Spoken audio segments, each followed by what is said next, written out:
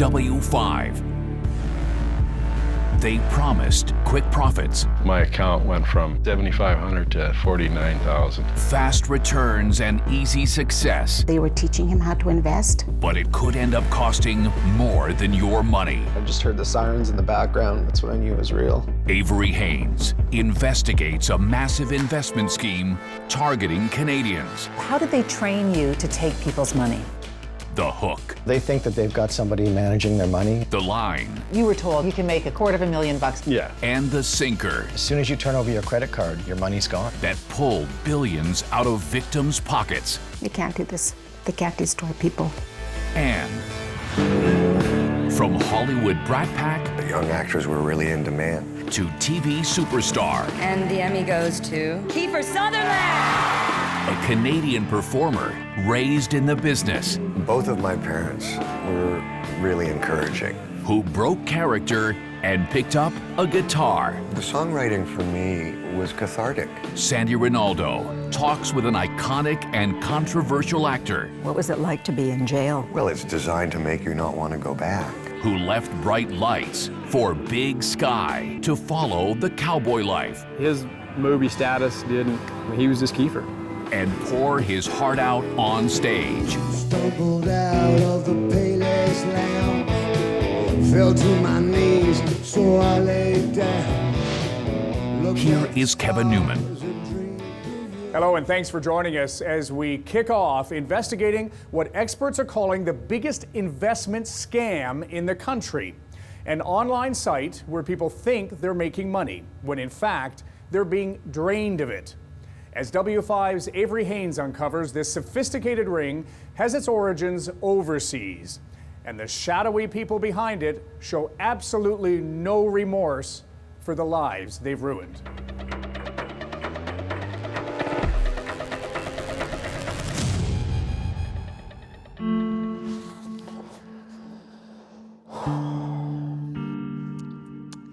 This is a family shattered. I feel like I'm just playing a victim. I'm tired of being victimized. It's getting old. Maria Turbide and her son Thomas, victims of what's been described as the largest investment scam on earth. A scheme that's cost the Edmonton family more than just money. This is Fred Turbide, a man who came into Maria's life quite literally as an answer to a prayer. I've been single for 10 years, raising the 4 kids. And I got down on my knees and I said, dear God, please send me someone that I can share my life with. I said, he can be ugly, he can be really short, he can have no hair, like bald, whatever. But if he has a kind heart, that's what I want. And within a couple of days, I met him. And I got everything I asked for, plus he was good looking. Fred became dad to the 4 kids, and as the years went by, he and Maria thrived in their love and in their home business. With a dream of retirement just around the corner, Fred started looking for ways to grow their savings. Do you remember when he first told you about his plans for how he was going to make some extra money for retirement? I wasn't really gung-ho about it, but I know that was something he really wanted. And he said he had bought this through the internet. He bought this educational package where they were teaching him how to invest. When did you start to get a sense that things were out of control? He was crying one day and he said, he says, I can't do this anymore. And what was he referring to when he said he couldn't do it anymore? Work. You thought it was just work? Yeah. Maria had no idea that her husband wasn't just tired and overworked, but that he was slowly crumbling from the burden of a heavy secret. In just a month and a half, 6 short weeks, Fred Turbide had lost the family savings, some $300,000. Fred's online investment course, it was nothing more than a gateway to financial ruin, a sophisticated scheme that has lured in untold numbers of unsuspecting victims across Canada and around the globe who thought they were investing in something called binary options. It looks like a legitimate trading platform. Investors are asked to bet if a stock or currency is going to go up or down in a very short period of time, hours, even minutes. If the right choice is made, the balance in your account grows, and it appears that you're making big money. But it's all a facade. The winnings in your account never existed. Your investment is gone. We have individuals from right across the country. It's a racket so vast, so far-reaching, that Canada has set up a task force to shut it down. It's led by Jason Roy of the Manitoba Securities Commission. When people invest, what do they think is happening, but what is really happening behind the scenes? Well, they think that they've got somebody managing their money and making them a fabulous return of double digits or triple digit returns. That just simply is not true. As soon as you turn over your credit card to these individuals, your money's gone. You've likely come across ads for so-called binary option investments on social media. They look like this, with stories of Canadian millionaires earning $472 an hour. The flashy commercials promise fortune. What is it? We're out of champagne! Life on Easy Street. It essentially is a pandemic, and I describe it as the biggest investment scam in the world. It's definitely the biggest investment scam in Canada. We've had over 800 complaints through the CSA over the last year, and those stories are devastating. The online brokers are really nothing more than hustlers pretending to invest your money. The slick websites and graphs show your fortune rising, skyrocketing even. That is, until you try to cash out your windfall. So what they do is they call me up and they tell me what to do. We've disguised Terry because he was too embarrassed to appear on camera. He jumped at the chance of learning new trading techniques. And of course, there was that lure of making big money. The person that I got dealt with, they said, "What's your dream?" And I said, "Well, a yacht would be nice." So we worked on that goal, having a yacht, eh? So I won the last trade, won $78. So we're in the money. I'm buying beers tonight. At the beginning, Terry cannot believe his luck and his obvious skill. Every single stock he bets on is a winner. The money is piling up. The proof of his newfound riches, all right there in his online account. Within the first month, my account went from $7,500 to $49,000, and that's all American. So I was getting pretty excited. What's the most money you ever had in your account that you thought was your money? It was up to $55,000 at one point. Did you try to get that money out and say, okay, I'm actually done with this. I'd like to get all that money that I made on binary options now into my bank account? Yeah, I tried about 4 or 5 times. Terry learned the hard way. When it comes to binary options, no one ever gets their money back. Did you ever legitimately win on the stock market with binary options? No. Terry escaped relatively unscathed, and he's out about $10,000. The Turbide family, out some $300,000, has paid a far greater price. In fact, what they lost can't even be measured. Looking back on the days before Christmas of 2016, Maria now realizes that Fred was distancing himself, refusing to kiss her, claiming he had the flu. And then on December 21st, I had come home and he grabbed me and he kissed me. And I said, "Why are you doing that?" And he said, "Because I love you." Then he said, "I'm going out to the garage." And then Thomas received a cryptic text from his dad saying, "Go home, be with your mom. It's going to be a sad day." I thought it was a joke. I called him right away. A couple times, he wasn't answering. And I kept calling to check in. And I finally got a hold of Mom. Her phone went on and I just heard the sirens in the background. And then that's when I knew it was real. And then drove down here. That was that. I just died. Fred had taken his own life. And he didn't even look dead. It just looked kind of like asleep. But his eyes were partially open. He looked like just a little boy laying there. Fred Turbide, father of 4, beloved husband to Maria, left a final and devastating love letter to his family. In addition to his emotional farewell, a clear message: 23 traitors have pushed me to my death. In another letter, Fred issued a final directive to his grieving family: go after 23 Trading.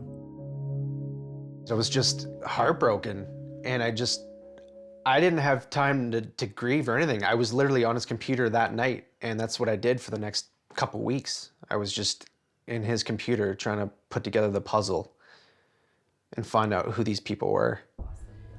Thomas starts scouring through his dad's emails, documents, and Skype chats. He finds the text from one final message to his broker, Julian Wellington, at the company 23 Traders. I told you on the 19th that I was at the bottom of my personal banking and credit cards, but you ignored me and kept pushing me. Now I've lost my retirement money. Damn you. It's now 3:52 my time, and you've yet to reply or call. I'm gonna take a shower, then go to my garage to finish myself off. I'm giving you 1 hour to call me back with positive results to put my money back that I lost. Don't trick me this time, Julian. God, that sounds so pathetic. He then uncovers something even more horrifying. At 11:59 a.m., almost 4 hours earlier, his dad Skyped Julian and told him about his suicide note. Here is the letter that will be on my desk at the end of my day. I'm sorry, Julian, to do this to you. So sorry. The broker who befriended and then bilked his dad out of his life savings, a man who called himself Julian Wellington, knew that Fred was planning to take his own life. Julian Wellington always called Fred from a Toronto area code, but W5 has learned he was actually working out of a call center half a world away in Tel Aviv, Israel. And this guy, Julian, I mean, you actually managed to, through the files, find a phone number to get in touch with Julian. Yeah. Did you record that phone call? I did, yeah. Yeah, I got it on my phone here. Hey, Julian, it's Tom here. Hey there, Tom. Hey, my father's no longer with us.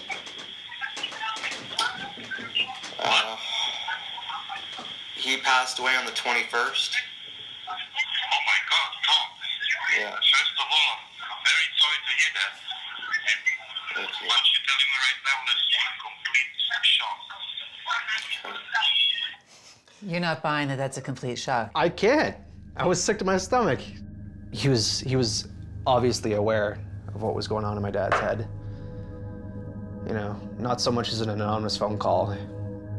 I can't think of anyone that I don't like that I wouldn't make that call for. It's despicable. It's disgusting. And they never gave you back any of your dad's money? Not a dime. Not a penny? No. Elusive fraud artists halfway around the world. Fake people with fake lives. Everything is so fake. And a carefully crafted con. They're taught to speak from a script. When W5 continues.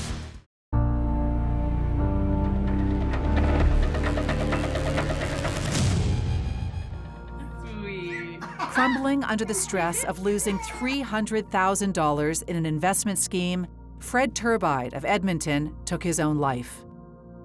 In final letters to his family, he urged them to go after 23 Traders.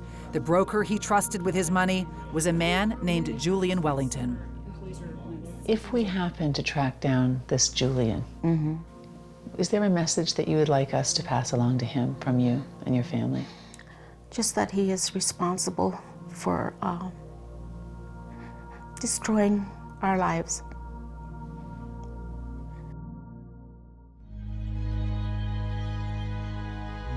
Our search for Julian Wellington and 23 Traders has led us to Tel Aviv, Israel. Lurking in the shadows of this vibrant, cosmopolitan city is a booming industry built on greed, deceit, and in Fred Turbide's case, death. Austin Smith made a living working as a so-called binary options broker in the heart of Tel Aviv. There's no trades. There's no anything. Doesn't exist. It's just a platform, like a video game. He has first-hand insight into the ruthlessness of the scheme. How did they train you to take people's money? Me being from New York, I'm very obviously could speak to anybody from America, Canada, and speak that I have a full command of the English language. The second thing they want to do is to go ahead and to build a KYC, which is know your client. We're not talking about financial goals and what he's looking to make in the financial markets. We're talking about if he's married, divorced, how many kids he has, dog or a cat, political affiliation, sports teams he likes. And this information is kind of getting ammunition to be fired back at the client later. This is the same psychological tool they'll use in order to manipulate somebody, but on steroids. So we're speaking here that whatever you like, I have a very similar situation, meaning that if your child is sick, I have a sick child. If your parent just passed away, my parent just passed away as well. This is going to be a tough question for you to answer. Sure. There will be people who might be watching right now who you ripped off. You were the guy on the other end of the phone. But those people who have been ripped off will say, how do these guys sleep at night? In the midst of it, you really don't think about it at the time. You really don't. In the moment when you're in a call center and this is what you're doing the entire time, it may seem very, second nature, like this is when I have a stage name and a complete different backstory. It's not because they're just trying to lie to the client, they're trying to lie to themselves at the same time. So we're in the Rothschild Boulevard area of Tel Aviv. It's a very youthful, vibrant, hip area of Tel Aviv. And scattered amidst all of that, you do have boiler rooms, especially boiler rooms for binary options. Simona Weinglass is an investigative reporter with the Times of Israel and has been relentless in exposing Tel Aviv's shady underbelly of binary option scams. In its heyday, fraudsters in this city were thought to have been pulling in as much as $10 billion a year from unsuspecting victims around the globe. Just like Fred Turbide, they thought they were turning their money over to legitimate brokers. Gentlemen? The binary option fraudsters have fashioned themselves off the blockbuster Hollywood movie Wolf of Wall Street. You schnooks will now be targeting the wealthiest 1% of Americans. The main character, played by Leonardo DiCaprio, is a role model in this racket that's built on the quest for cash at all costs. You finally found a broker on Wall Street that you can trust and who can consistently make you money. They embrace that lifestyle and they embrace the badness and the edginess of it. Sometimes there's drugs, there's often hard liquor available at work. And these are the people who are ripping off people like Fred Turbide. Exactly. They're young people, they have no actual credentials, they're taught to speak from a script, and they're ripping off people like Fred Turbide multiple times a day. But why Tel Aviv? Why is this a hub for binary option schemes? Well, it turns out the Israeli government made it easy for companies to prey on foreign investors by making all offshore income tax-free.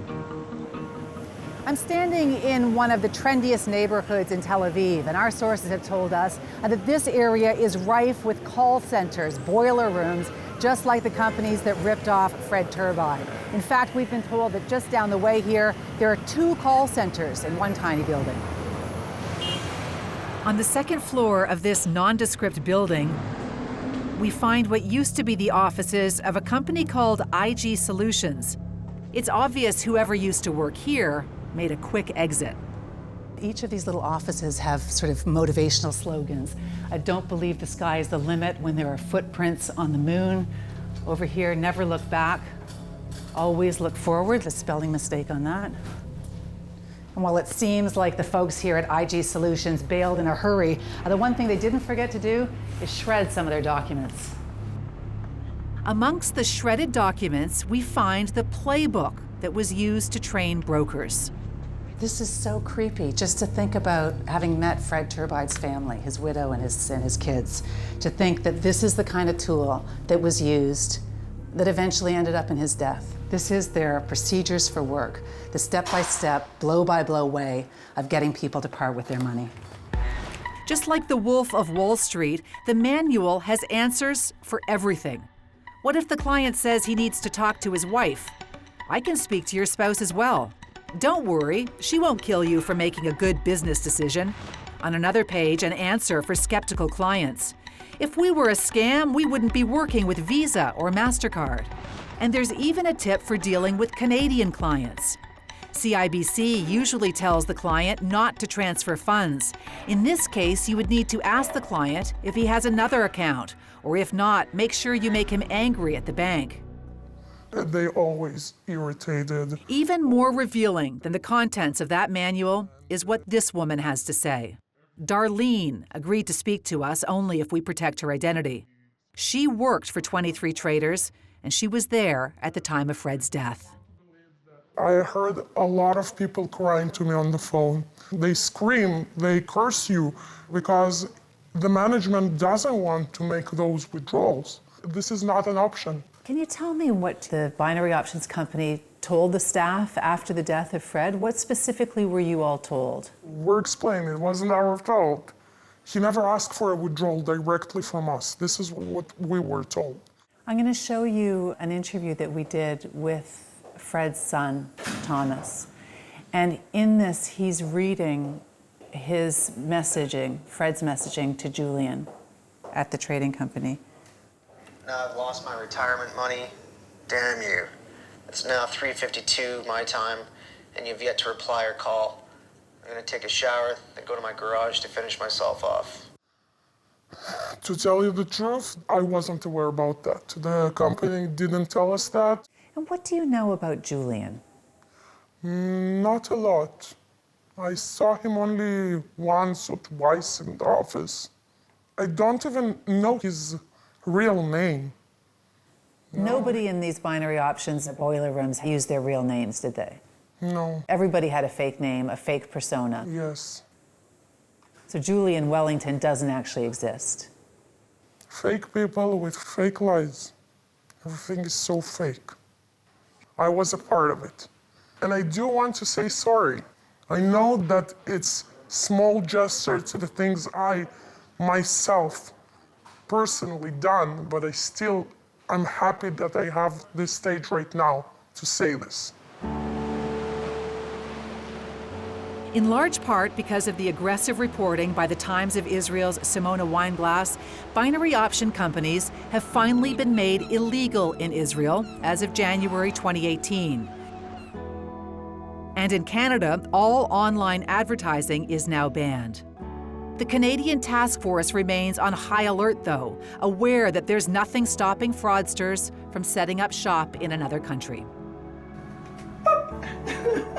The Turbide family can take small comfort in the fact that Fred's death played a large role in outlawing binary option trading. I swore I'd do everything within my control to honor my dad the best way that I can. I mean, we've made a lot of progress in changing law and stuff, so that's a real tangible thing that I'm happy about. But these people are still out there. They're still trying to scam people. Oh, I lost my love. A good man. But he told me to fight them, and I will. I'll continue fighting till the day I die. They can't do this. They can't destroy people. Well, if you're thinking of self-investing, our website, w5.ctvnews.ca, has just posted some of the steps that you can take and maybe should take to check out the online companies before you give them a cent of your money. Here's what's straight ahead. Kiefer Sutherland's passion for music. I had written a lot of stuff that I really liked. And taking chances. If no one liked it, no one liked it. When W5 continues.